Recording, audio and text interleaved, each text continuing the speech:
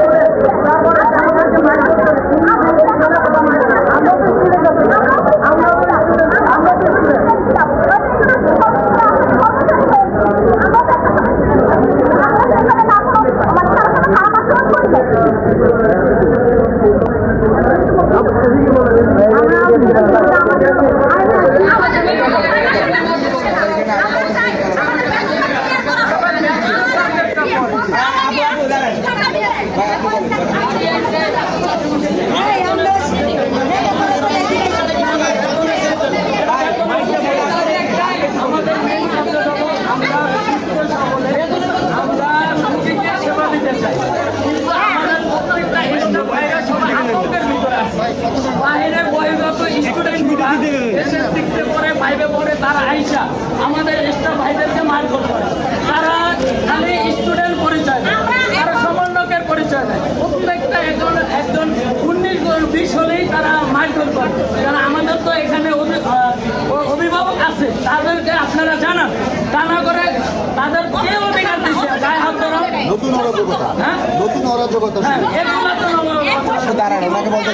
আমরা তো চাই আমরা 6 মাস 7 মাস ধরে বেতন পাই না, তারপর তো আমরা ওই চিন্তা না করে আমরা রুগীকে সেবা দেওয়ার জন্য সবটাই প্রস্তুত। কিন্তু আমাদের প্রত্যেকটা স্টাফ ভাইরা সবাই আতঙ্কের ভিতরে আছে, কেউ ঠিক মতো কাজকর্মের ভিতরে মনোযোগ দিতে পারতেছে না। কেন?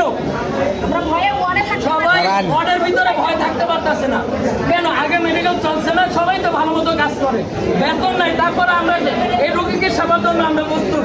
তারপরে একটা আমার স্টাফ ভাইরা তারপরে আসতে পারে না কেন? ভয়ের ভিতরে কেন থাকবে?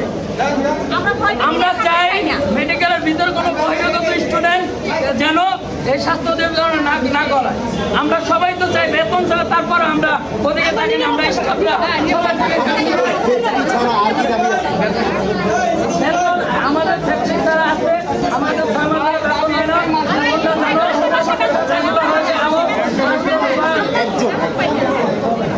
সেফটি ছাড়া আপনাদের কি দাবি আছে? আমাদের সেফটি ছাড়া মেন দাবি হচ্ছে আগামী মাসে আমরা সিকিউরিটি মাসে চাই।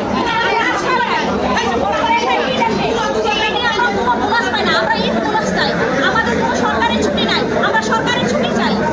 হ্যাঁ, সর্বোচ্চ আমরা যদি কোনো কারণে কখনো পুলিশ আমাদের ভাই বোনের প্রতিনিয়ত মাথায় মাথায় চাকরিচ্যুত করা হয়, আমরা যেতে পারবে না।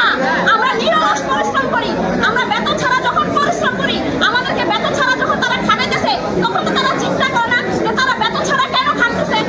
19 থেকে 20 হলে আমাদের ভাই বোনকে কেন চাকরিচ্যুত করবে? কেন চাকরিচ্যুত করবে? আমরা চাই আমাদের পুরো ভাই বোনের যেন চাকরিচ্যুত না হয়। আমরা কাজ করতেছি আমাদের সমাজ এবং কি আমাদের যারা রোগীরা আসে তাদের জন্য। আমরা যতদিন বেঁচে থাকবো, যতদিন কাজ করে যেতে পারবো, আমরা নিরলসভাবে তাদের সেবা দিয়ে যাব। তবে আমাদের তাদেরকে কিছু করতে হবে। এখন আমাদের দাবি হচ্ছে একটাই, যে ওনারা আমাদেরকে চাকরিটা স্থায়িত্ব করে দিবে, দেন আমাদের মাসে মাসে আপনাদের কর্মের পজিশন কি?